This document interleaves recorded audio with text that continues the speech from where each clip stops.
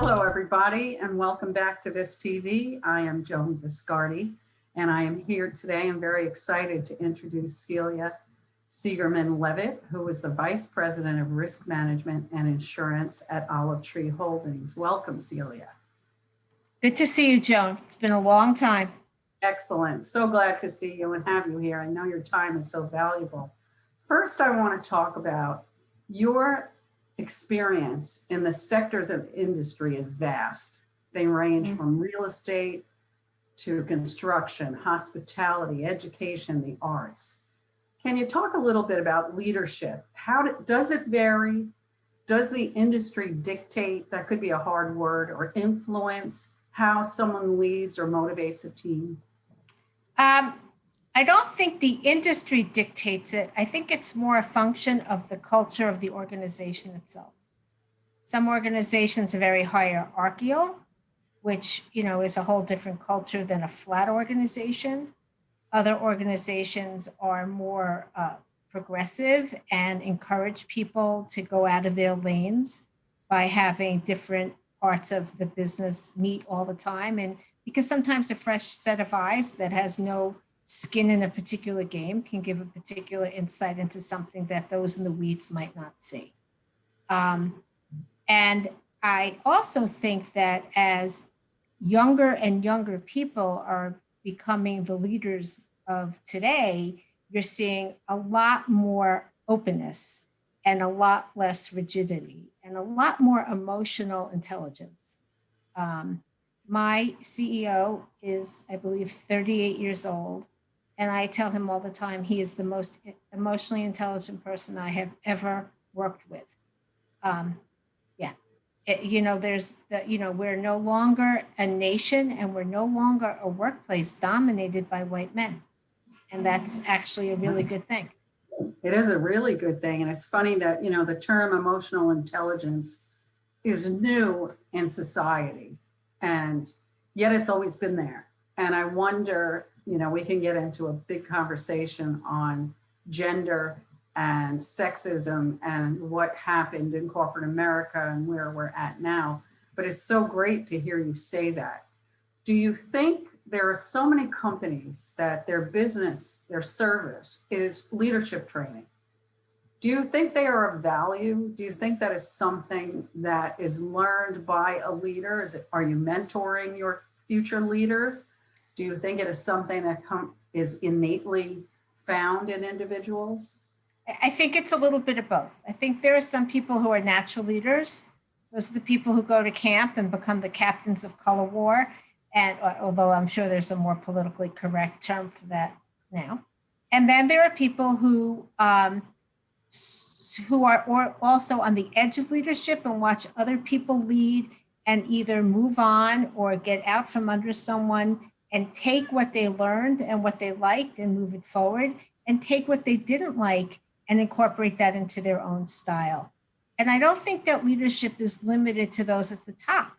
I think you can be a leader, a leader in so many ways. I have a friend who is who was a Miss Maine, very involved in the pageant world, and still is. And we love that saying, be the person who fixes someone else's crown, but don't tell the whole world about it. I think those are the leaders. So you can be a leader in a moment, and at that moment you might be a receptionist, but you actually can exude some sort of leadership. So I think that the meaning of leadership has actually changed. I agree, and I think your value as a leader is right there in that statement. Exactly. Is that if you can see, promote, mentor anyone at any tier in the company to be a leader, you have an equality that is just natural to that company. In your course of history and working with all of these industries, is there any leadership skill or any type of leader that you look towards or to as a mentor? I look towards leaders who I'm going to digress for a second. Parenting gives you a... Feel free. It's much more exciting if we digress. Parenting gives you a great insight into leadership, because you want to be that parent that your child will be willing to tell you everything and anything. And then you want to be able to do the silent scream when you hear some of these things and not react.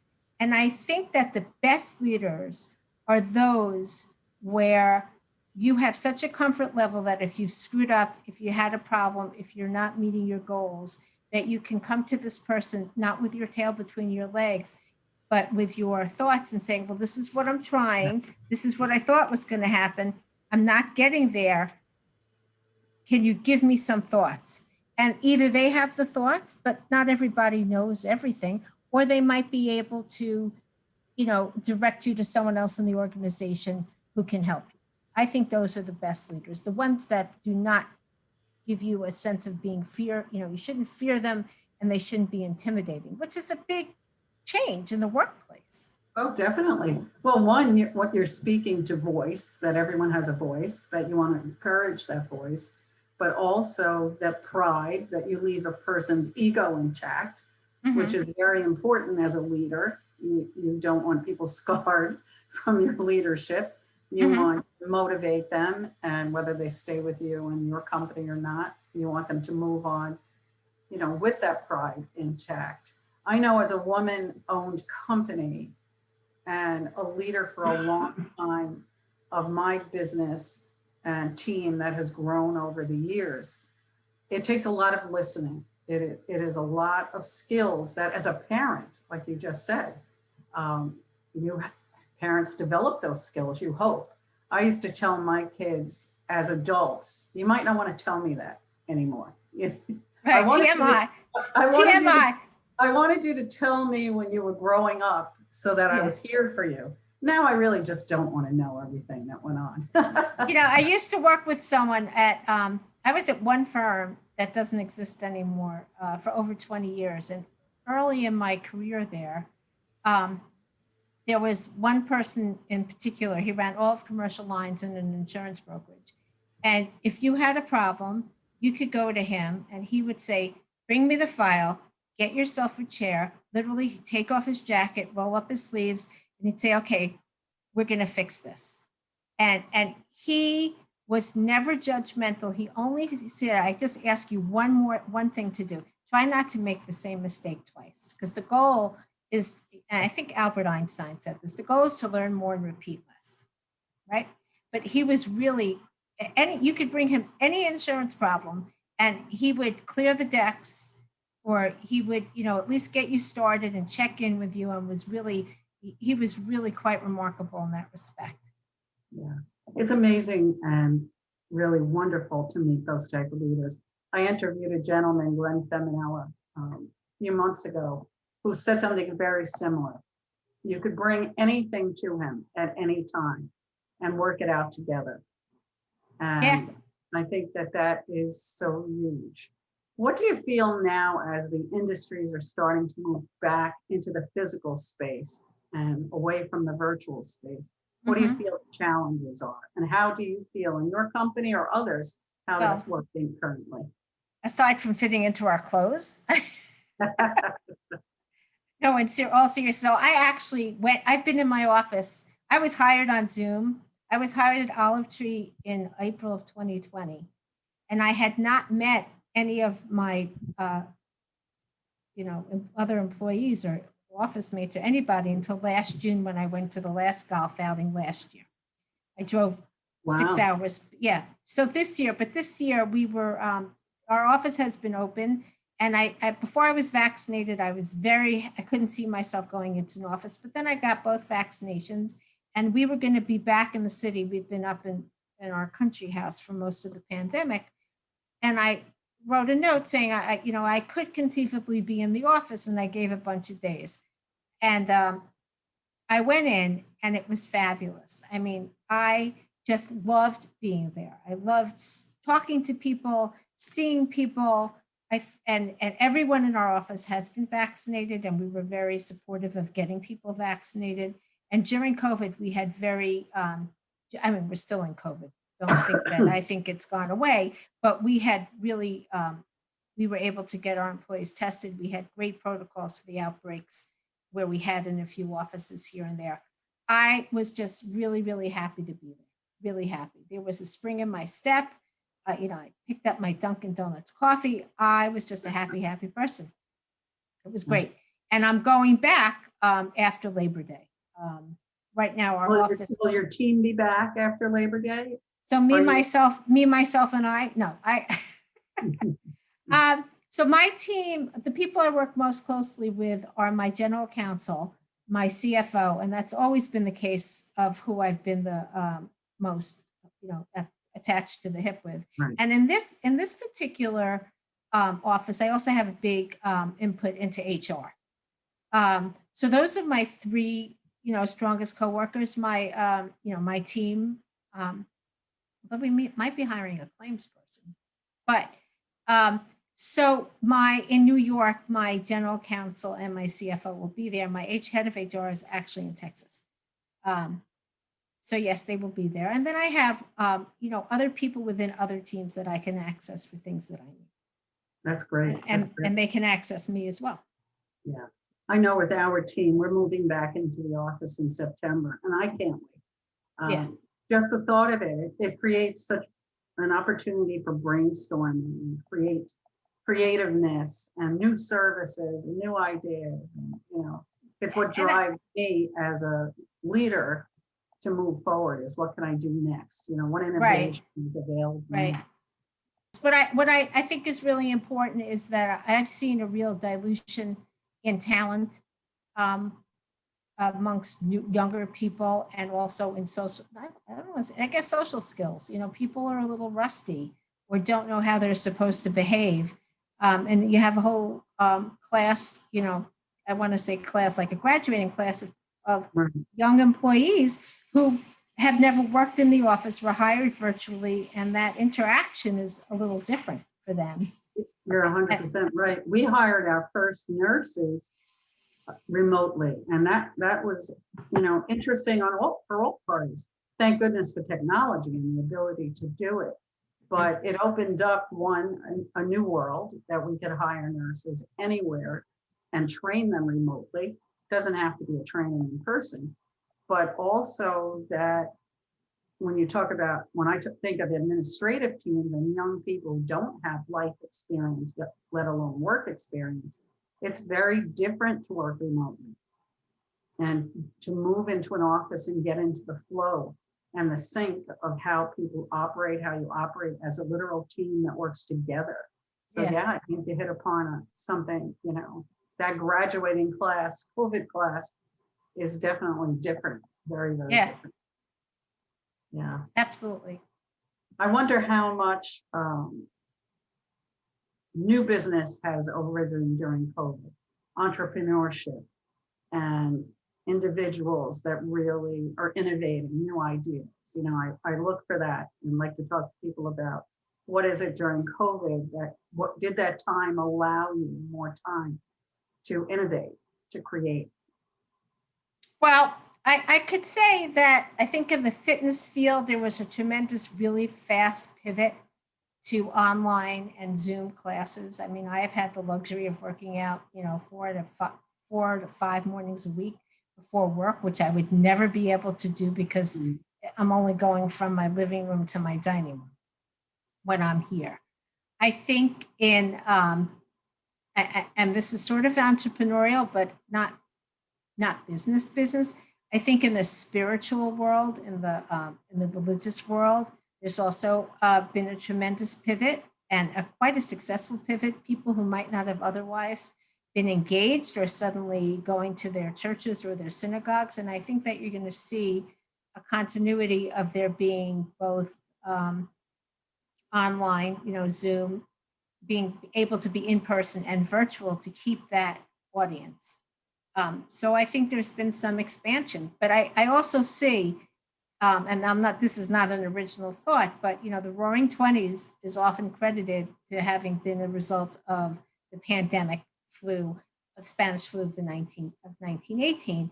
And I certainly see a lot of that same fervor of people really celebrating going out and doing things and spending money and bringing things back. So it might not be the same. I don't think you ever go back to things quite being the same. I think that there is a silver lining in everything. This one, this was the silver lining at the expense of way too many lives. But I think that there were great lessons learned, and that it'll, move us forward. Oh, I do too. I think as a society, we have changed. I think if we haven't, then someone has missed something during this period of isolation. Exactly. I know when you talk about spirituality, even if it's not a church or a synagogue, more people have gone back to nature and the universe as a whole, and connecting with the outside world and what wasn't connected to before. That's very true. I've spent most of the pandemic in the middle of nowhere, Pennsylvania, on a farm, and we quickly created a bubble with close friends and neighbors. And every Saturday night, in the deepest, darkest times, January, February, December, we would be at one person's house every Saturday night, probably from 5 to 6 to 6:30 outside, right? Before vaccinations, having mulled wine, having some sort of hot stew or soup. And for our week, it was for our weekly socialization.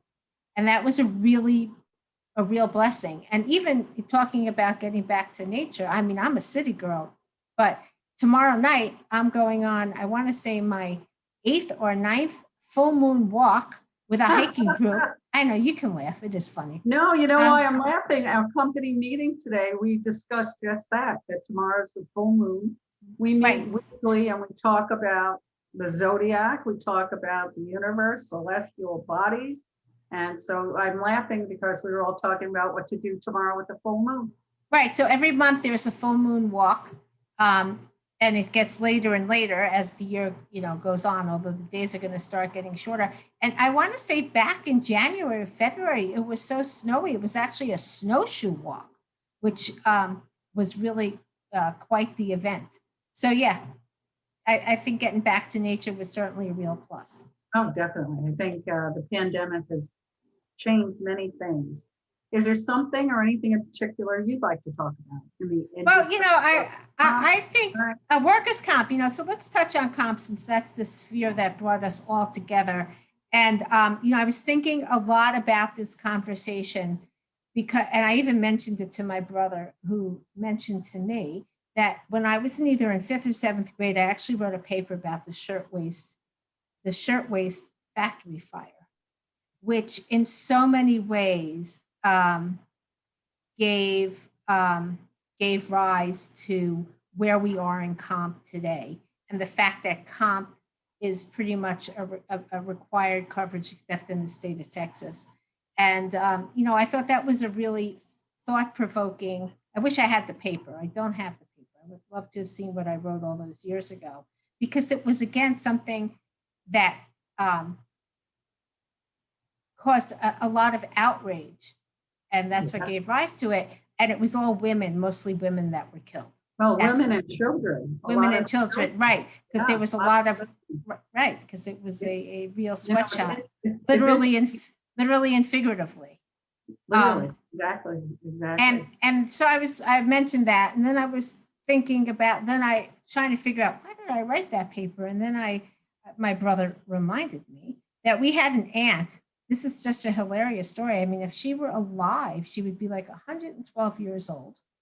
She was a PR executive early in the 40s and the 50s. My mom was also an executive in her life. And if my mother were alive, she'd be 100. Go-getter women. Yeah, that's where I get it from. And my aunt fell in her office and broke her shoulder. And when she broke her shoulder, she was hospitalized for a while. And then she came home and she was strapped like this and couldn't move. And the thing that was fascinating, so this was in the late 60s, early 70s. Twice a week, someone from her office would come up with a bunch of papers, sort of reminded me of the Queen with the red box. And this guy would stay at the house, and she would go through the papers and dictate stuff and send stuff back and forth. And this went on for months. And her office comp was paying a portion of her, her salary continuation, or the indemnity piece, and her office was making up the rest. But what they realized was that she wasn't getting the full percentage. And despite the fact, having substantiated, with pay stubs and this and that, whatever you do to substantiate salary, they didn't believe she was making the kind of money she was making as a woman. As a woman, exactly. Yeah, right. She was probably making, and this was real money back then, she was probably making $50,000, $65,000 a year, which was a lot of money back then. And my uncle was a lawyer, and he said, Frances, we have to go fight this. We have to go fight this. He wasn't a comp lawyer, but they did go to the workers' comp hearing. And she was a little woman. She was Ruth Bader Ginsburg. Like, that was her sort of physique. And my uncle, was a pretty big guy. And they fought this. And not only did she get retroactively make up the pay, but she got a significant settlement that was life-changing. Like an SLU. I don't know if they had SLUs back there, but that's what it was. And she continued to work well into her 80s. Strong, driven woman. And the other funny part was that they went into her office and did an inspection. And, back in the day, they had all these electric typewriters and this and that. And they had to take all the electrical cords and tap them against the molding so that no one else would trip and fall. So I thought that was, who would have ever thought that I'd end up doing what I'm doing, with that in my personal just history. the story of writing something about it, it's intriguing to some people, but then to go into that industry, which is all about safety, risk, ergonomics, everything that's happening in the workplace. Yeah, it would be fascinating if you had that article. Yeah, if I found that paper, I don't know. I have no idea. Well, here you are. Yeah. All these years later, and it's really a joy to be able to sit down and talk to you. I had great respect when we met originally. I have great respect for strong women, respect for most people, but strong women in the industry. When I started out as a nurse and got into this business, I had just come out of clinical nursing. I had leadership skills. I had worked in intensive care and was an assistant charge nurse. So I had also the training in trauma and acute illness. Gives you a leadership skill to own what you're doing and care for somebody else. But I walked into an industry that was dominated by men, and really came up a lot against strong men who did not believe women, should play certain parts in the industry. So it's really always exciting to me to sit down with a strong woman and who has a great background. And yours is quite diverse. Yeah, but risk skills translate across the board. Regardless of where, those things all translate. And, what I have found, and I find this to be fascinating, is that in companies or in cultures where employees feel really well cared for, you get less claims, you get almost a reluctance. I had this situation where we had to remind people that filing a comp claim is not optional, that if you get hurt, you have to report it. Even if you're fine, let us know. And then the antithesis of that, I worked at one place where I was on the subway once and people didn't realize who I was. And across the street, across the way from me were two women, housekeepers from a university talking. And they were saying, oh, you just go to the doctor and you tell him how long you want to be out and he'll make it happen. And I'm thinking, oh, no. But in that culture also, I found out that when people got hurt, their supervisors would say to them, well, finish your shift and then go to the doctor. And I'm like, no. We can't do that, Right. And that was a really hard culture to change. And I left. I mean, that's not why I left. I wasn't long enough there to see it through. But that was, and we were self-insured there. And I really tried to, show everyone using the numbers and the dollars and cents, saying, even if you put other people on, even if you pay overtime, you will save so much money by being able to direct people to the right place versus sending them home to workers' compensation mills. create that positive culture that gets people the care they need, the support they need. I think that changes whatever industry you're in. It Right. definitely changes it. Not across the board. There's some large corporations that don't have that culture. They're not creating that culture. Yes, and there, and that brings up that recent article in the Times about Amazon and their plant out in Staten Island and how they're just, they've done the cost benefit analysis and they don't care if they just cycle through people. And I find that so troublesome that I have to wean myself off Amazon. I am now thinking twice since I can go into a store with or without a mask, and I don't have to have every immediate gratification like I did during the height of the pandemic, that I really want to think twice about just clicking and buying, because I find it problematic to support an organization that has no appreciation for the human capital and for the, people are making a lot of money on this, and I think there's some real moral ground that has to be examined. There's definitely a big ethical question. I think any leader, regardless of whether you are a partner in a company or whether you are a leader that has a team that you're working with, I think it's imperative that ethically we maintain an environment of safety, honesty, trust. We talked about it at the beginning of our conversation today. That so much has to do with how you lead and what do you want at the end of the day.